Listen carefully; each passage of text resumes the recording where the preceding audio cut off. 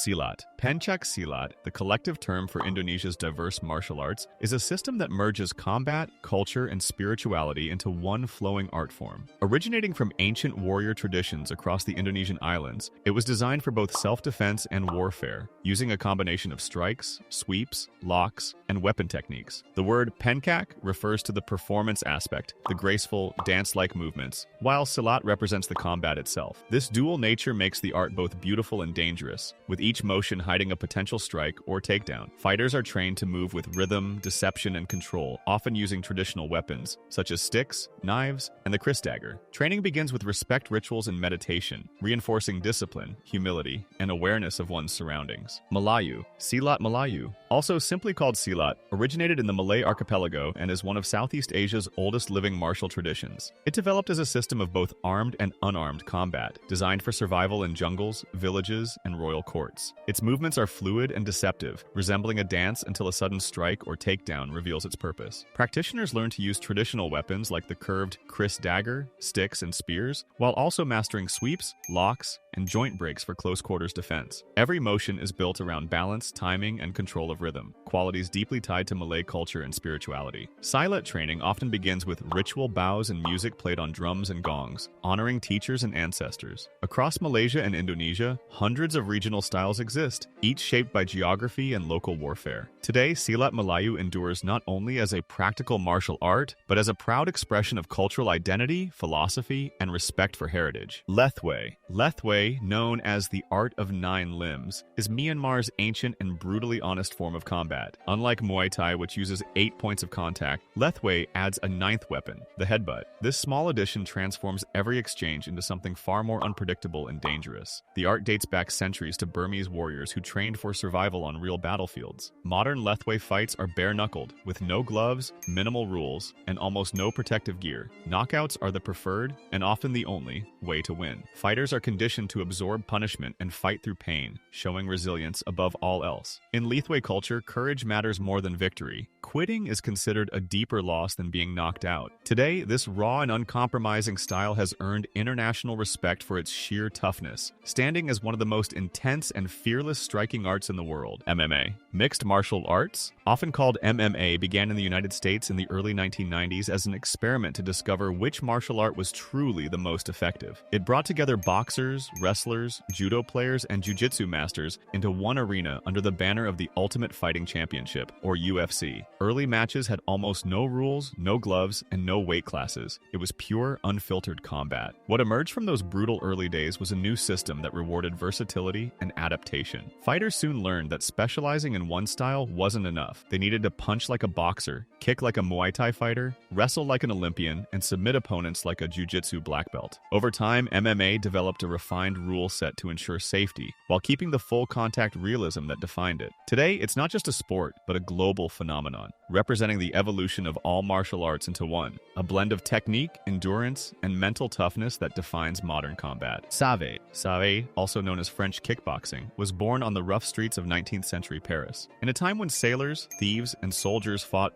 bare-knuckled in the alleys, fighters began to refine their street brawls into something more graceful and controlled. The result was Savate, a martial art that blends elegance with effectiveness. Practitioners, called savateurs, wear specially designed shoes and strike with the foot instead of the shin, delivering precise kicks that rely on accuracy rather than brute strength. The art combines Western boxing punches with agile leg work and smooth foot movement, turning combat into something almost choreographed. Training focuses on timing, balance, and control of distance, teaching fighters to move with rhythm and economy. Over time, Savate evolved from self-defense to sport, becoming one of Europe's most technically sophisticated striking systems. Today, it's practiced around the world, admired for its style, precision, and the way it transforms street fighting into an art of grace and discipline. Krav Maga. Krav Maga is a modern self-defense system created in Israel during the mid-20th century, developed specifically for the Israeli military. Unlike traditional martial arts that evolved through ceremony or sport, Krav Maga was built purely for survival. It combines the most effective techniques from boxing, wrestling, judo, and aikido, stripped of anything unnecessary. Every movement serves one purpose: to end a threat as quickly as possible. Practitioners are trained to react instinctively under extreme pressure, using eye strikes,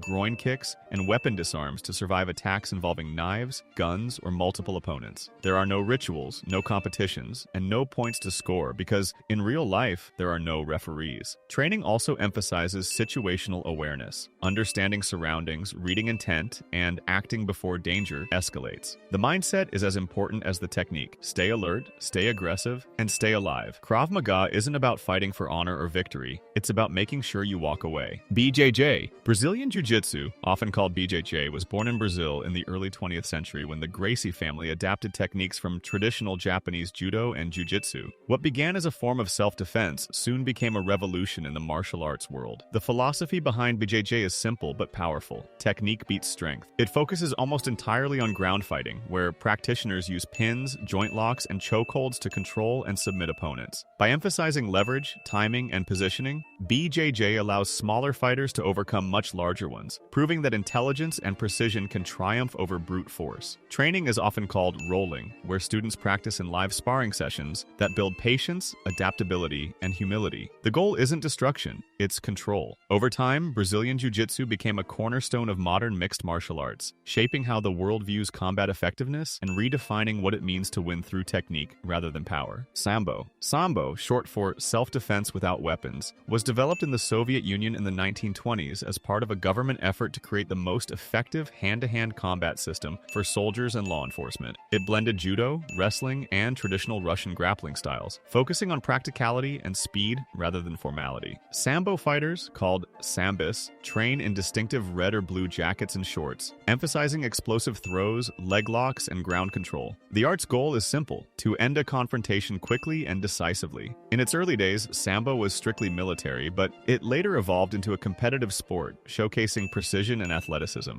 Unlike many martial arts that rely on ritual or hierarchy, Sambo's philosophy is built on adaptability and efficiency. Its techniques are designed to neutralize opponents of any size using leverage and momentum. Over the decades, Sambo's effectiveness caught the attention of MMA fighters worldwide, who adopted its throws and submissions as key weapons in modern combat sports. Kalaripayattu. Kalaripayattu, often called the mother of all martial arts, originated thousands of years ago in Kerala, southern India. It was developed for battlefield warfare and royal defense, combining physical mastery with spiritual discipline. The word itself means training ground for battle. Kalaripayattu includes strikes, kicks, locks, and weapon combat using swords, staffs, and daggers. Training begins with stretching, balance, and fluid footwork before moving to weapons and empty-hand fighting. Students are taught to channel energy through the body, maintaining focus, respect, and harmony, values drawn from Hindu philosophy. Masters are treated with deep reverence, as teaching is considered a sacred exchange. Beyond combat, the art also integrates healing practices and the study of body points, connecting martial skill with medicine. Over the centuries, Kalaripayattu influenced Indian dance, yoga, and even modern film choreography. It remains a symbol of India's ancient warrior culture, a blend of combat, meditation, and art in perfect balance. Pankration. Pankration was the ancient Greek answer to the question of ultimate combat, a brutal mix of boxing and wrestling that allowed nearly anything to win. First introduced in the Olympic Games of 648 BCE, its name translates to all powers, a perfect reflection of its no-limits philosophy. Competitors used punches, kicks, throws, and joint locks, fighting until one could no longer continue. Only two acts were forbidden: eye gouging and biting. Everything else was fair game. Pankration wasn't just a sport, it was a test of total mastery, physical, mental, and spiritual. The Greeks believed that a true warrior had to combine strength with strategy and control, embodying discipline as much as aggression. Though the practice faded after the fall of ancient Greece, its spirit survived, inspiring modern mixed martial arts and combat systems around the world. Today, Pankration stands as the ancestor of full-contact fighting, the original fusion of technique, endurance, and human will. Taekwondo. Taekwondo, meaning the way of the foot and fist, was born in post-war Korea as the nation sought to rebuild its identity through discipline and strength. It combined elements of older Korean fighting systems with techniques from Japanese karate, evolving into a martial art that emphasized high, fast, and acrobatic kicks. The art is defined by its spectacular spinning and jumping strikes, showcasing both athleticism and precision. But beneath the flashy movements lies a deep philosophy centered on respect, perseverance, and self-control. Students progress through a colored belt system,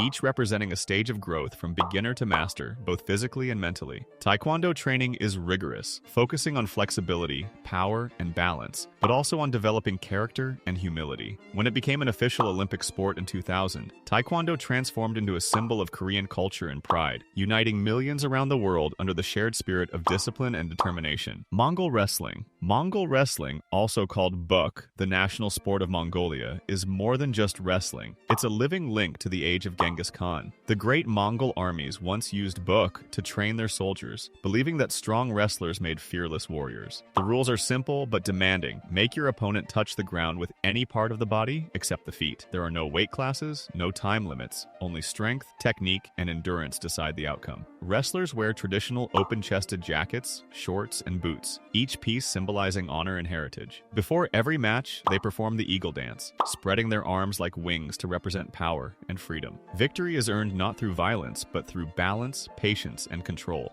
Buk has been practiced for centuries, passed down through generations as both sport and ceremony. Today, it remains a proud expression of Mongolian identity, a celebration of discipline, respect, and the enduring spirit of the steppe warriors. Kung Fu. Kung Fu, also known as Wushu, is one of the oldest and most diverse martial arts traditions in the world. Originating in ancient China thousands of years ago, the term Kung Fu doesn't refer to a single style, but to a vast collection of fighting systems developed across dynasties, temples, and regions. Each style carries its own philosophy and rhythm. Some mimic the movements of animals like the tiger, crane, or dragon, while others draw inspiration from natural elements like wind and water. More than just a method of combat, Kung Fu is a way of life, blending physical mastery with moral discipline and spiritual awareness. Rooted in Taoist and Buddhist teachings, it seeks harmony between body, mind, and energy, known as Qi. Over centuries, Kung Fu evolved from battlefield practice to a refined art form, influencing Chinese opera, philosophy, and global cinema. Today, it stands as both a martial discipline and a symbol of balance, patience, and inner strength. Muay Thai. Muay Thai, known as the art of 8 limbs, is Thailand's national martial art and one of the most powerful striking systems in the world. It evolved from ancient battlefield techniques called